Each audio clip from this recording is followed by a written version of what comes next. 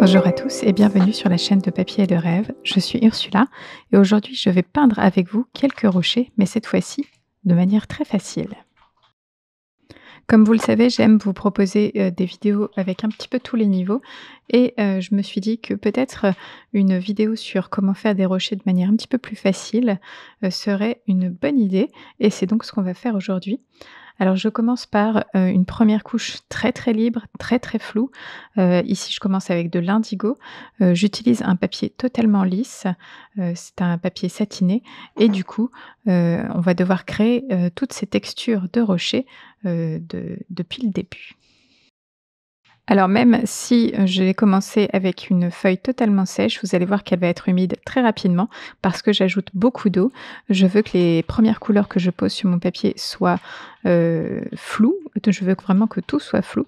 Alors j'aurais pu aussi, commencer avec un papier humide, mais, pour une fois, j'ai commencé avec un papier totalement sec et c'est l'eau que je vais ramener avec mes couleurs qui va humidifier le papier et faire en sorte que toutes les couleurs se fondent, assez doucement les unes dans les autres. Alors aujourd'hui, j'utilise seulement 3 couleurs, l'indigo, j'ai choisi d'ailleurs l'indigo de la marque Core parce que j'avais envie d'avoir ce petit, flot, de couleurs dans l'humide. Je voulais voir cette couleur vraiment bouger. J'ai choisi aussi le rose outre-mer parce que c'est une couleur que j'aime bien en ce moment et vous allez voir un petit peu plus tard, je vais aussi ajouter du rouge oxyde transparent. Mais bien sûr, si vous n'avez pas ces couleurs-là à la maison, n'hésitez pas à choisir 3 couleurs qui vous plaisent.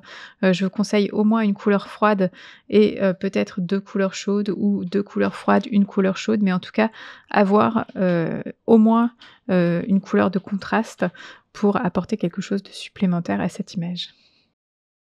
Et comme vous pouvez le voir, en quelques minutes, il y a vraiment beaucoup, beaucoup d'eau sur mon papier. C'est l'avantage de travailler avec un gros pinceau. Forcément, ça, dépose beaucoup d'eau et je dois même éponger tellement il y en a. Mais c'est pas grave, ça veut dire que toutes mes couleurs vont bouger, vont se fondre, qu'il va se passer des choses et c'est ça qui m'intéresse. On peut, peut-être penser que c'est un peu du gâchis de voir des pigments, juste partir avec l'eau, mais ça aide aussi à créer, des effets, ça aide à créer de la texture et c'est pour ça que je ne le vois pas du tout comme un gâchis, mais plutôt comme une bonne chose. J'essaye aussi de faire en sorte qu'il y ait des zones très sombres et des zones plus claires dans mon image, même si c'est que la première couche, parce que je sais que je vais avoir envie d'avoir, ce contraste, clair foncé, à la fin et donc du coup, j'essaye de réserver, quelques zones un petit peu plus claires et ce rouge oxyde transparent est une bonne couleur pour les couleurs claires parce que même s'il paraît assez dense et assez foncé quand on le pose, il sèche vraiment de manière très, très, très légère et du coup, on aura toutes ces zones claires grâce au rouge oxyde transparent et au fait que je n'ai pas mis non plus d'indigo ni de rose ultramarine trop près de ce rouge oxyde transparent, donc il ne va pas se faire manger par les autres couleurs. Alors pour l'instant, même si je sais que je vais peindre des rochers, je ne pense pas trop au fait que je suis en train de peindre des rochers. En fait, cette première couche est très, très abstraite.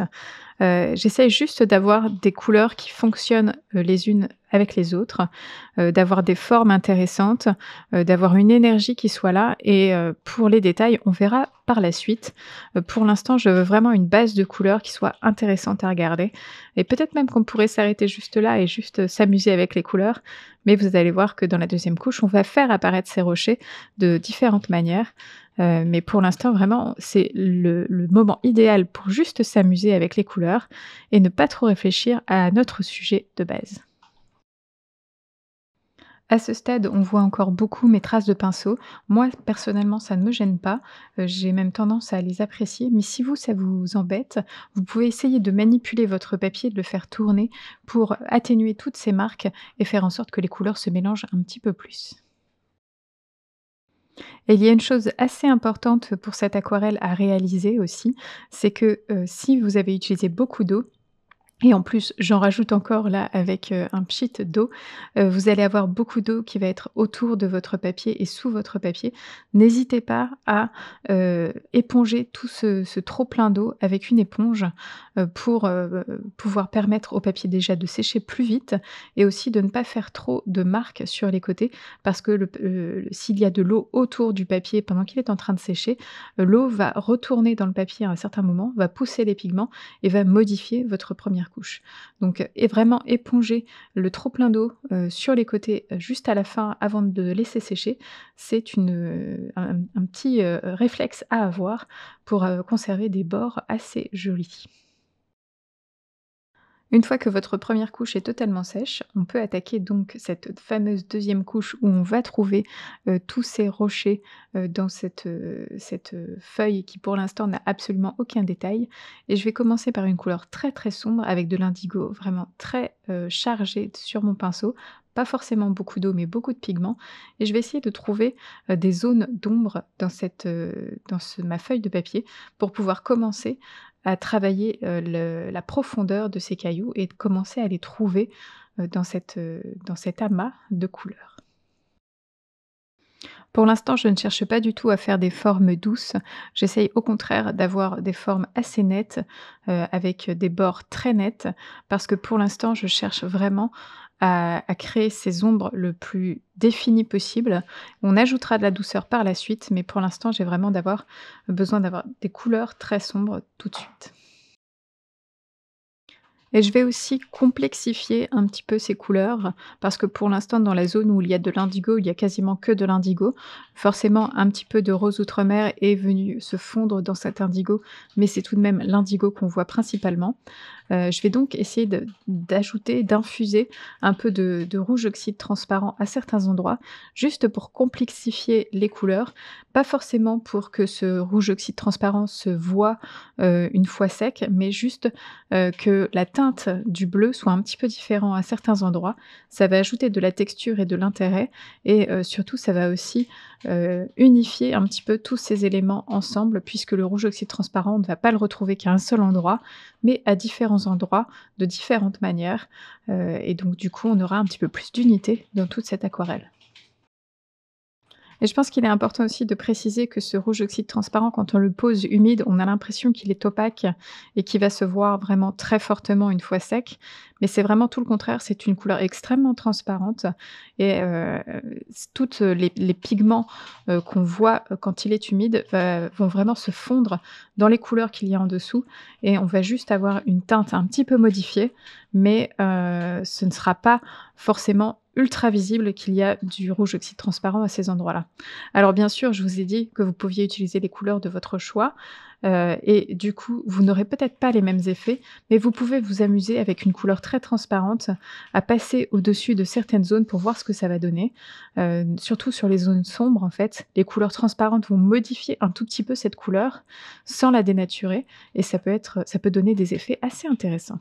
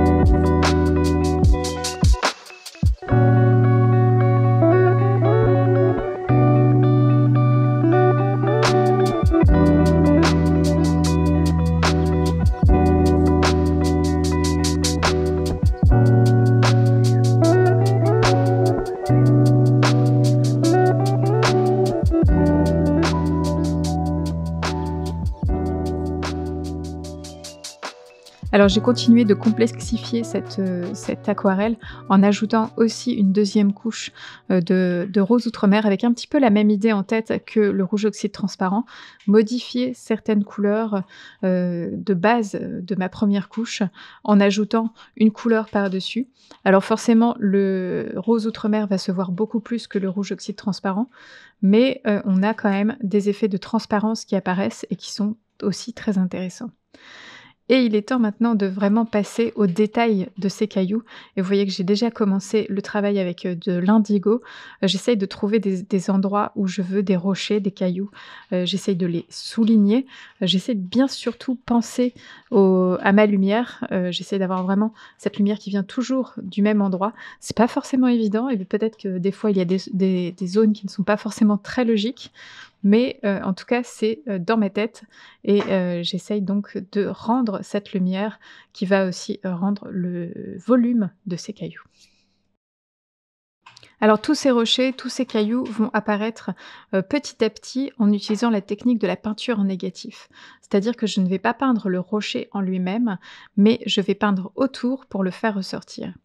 C'est-à-dire que toute ma première couche et le début de ma deuxième couche, ça a été le moment de la création de la texture du rocher en lui-même, même si je vais ajouter encore un petit peu plus de détails après. On crée en fait toutes les différences de couleurs entre les rochers, ce genre de choses.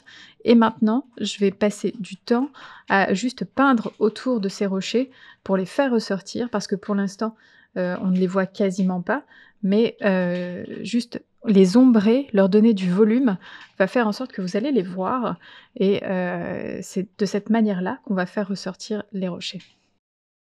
Donc non seulement cette vidéo, vous permet de réaliser des rochers d'une manière plus facile, mais elle va aussi, vous permettre de travailler votre technique de peinture en négatif. Je sais que ça pose pas mal de problèmes à certains, surtout aux débutants, parce que c'est un autre état d'esprit dans lequel on peint, puisqu'on ne peint pas notre sujet, mais autour du sujet. Donc c'est un sujet assez intéressant à travailler, parce que, assez facile et vous allez voir un résultat très rapidement. Alors une fois que j'ai souligné un rocher avec, la couleur la plus sombre que j'ai, donc aujourd'hui c'est de l'indigo, je vais fondre cette couleur, vers l'extérieur du rocher. Donc on va bien conserver un trait très net qui va contourner le rocher et ensuite vers l'extérieur, on va le travailler comme une ombre. On va le dégrader, jusqu'à plus rien, de manière à ce qu'il se fonde dans l'arrière-plan et qu'on ait des effets de superposition aussi qui se créent. Alors vous pouvez le voir, je pose plusieurs ombres avant de les fondre, mais si vous avez peur que ça sèche trop vite, n'hésitez pas à avoir un deuxième pinceau avec juste de l'eau dessus et poser une ombre, la flouter, poser une ombre, la flouter. Prenez votre temps, faites comme vous le sentez. Moi, c'est vrai qu'en ce moment, on est en hiver, ça sèche moins vite, alors j'ai vraiment le temps, de poser ma couleur et ensuite de la flouter. Il n'y aura pas, la couleur n'aura pas suffisamment séché pour que ce soit gênant. Donc c'est ma manière de faire en ce moment.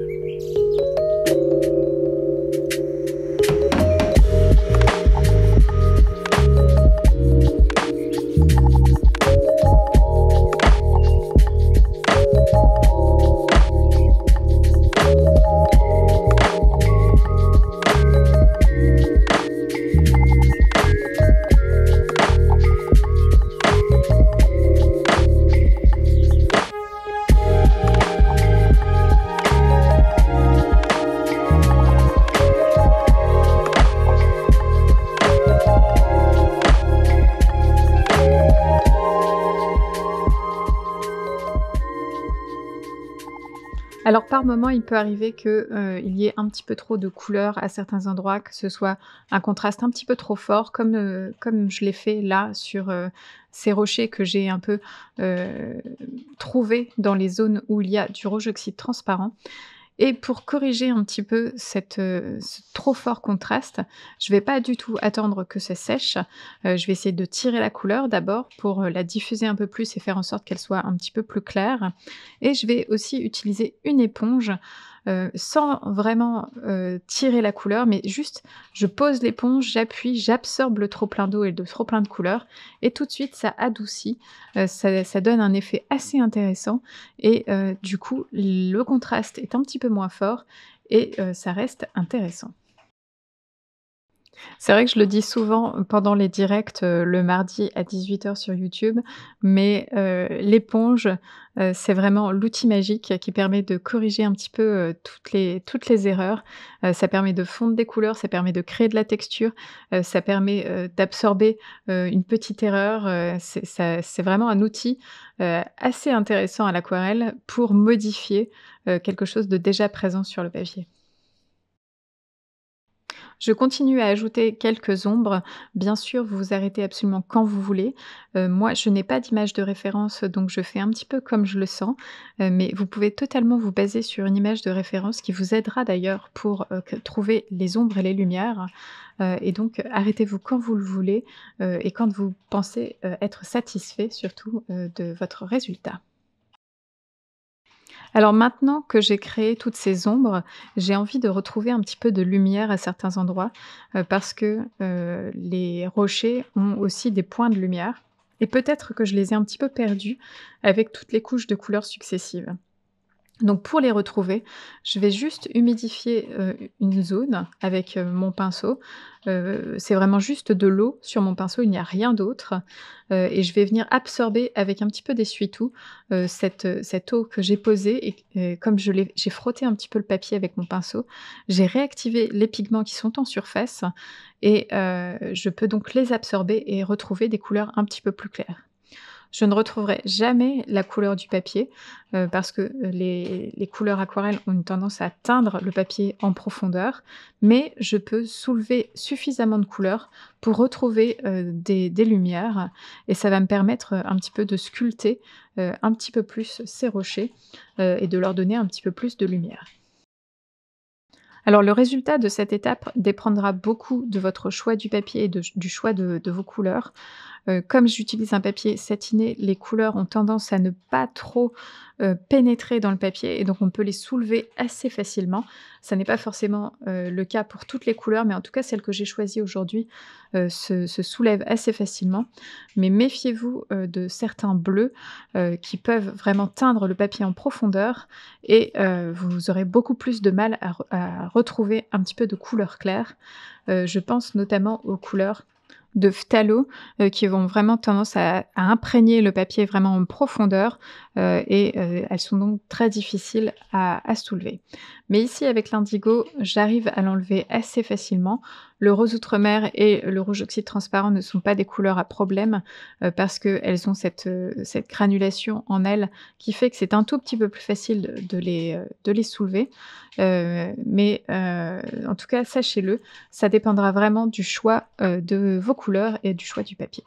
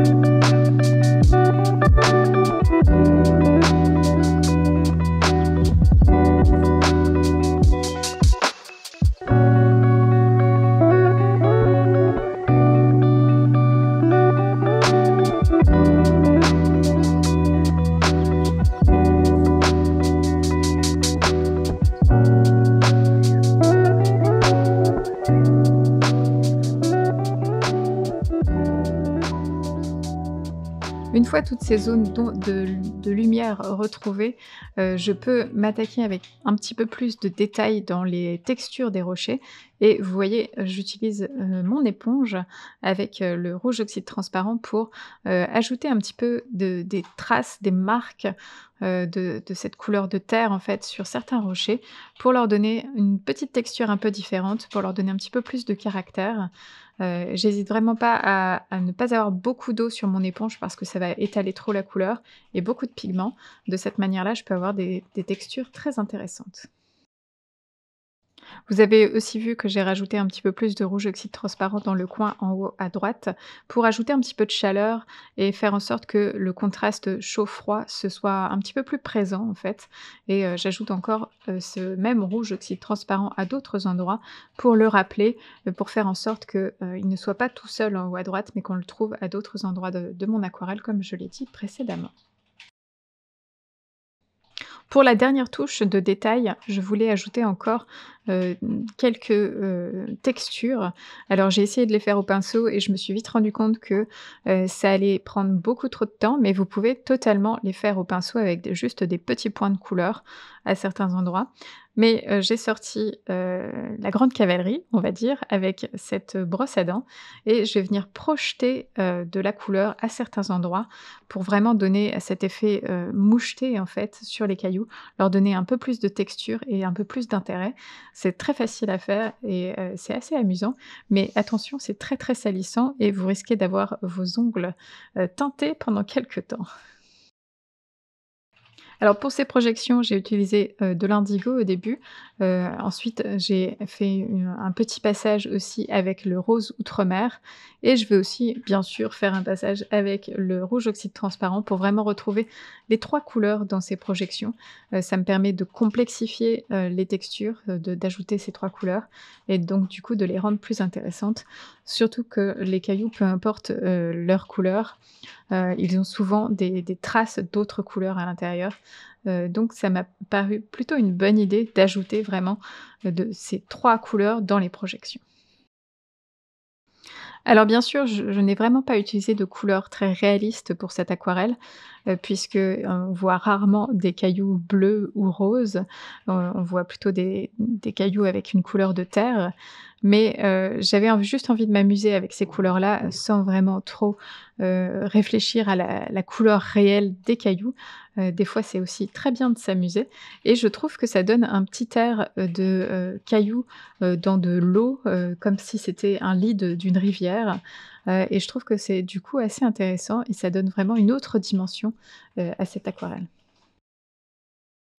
Alors pendant que je finis mes projections et que j'en ajoute encore et encore, c'est des fois un petit peu difficile de s'arrêter parce que c'est assez amusant à faire. Je voulais, vous dire que si, vous réalisez cette aquarelle en suivant, ma vidéo, n'hésitez pas à me taguer sur les réseaux sociaux, si vous la postez bien sûr sur les réseaux sociaux, pour que je puisse, voir votre résultat.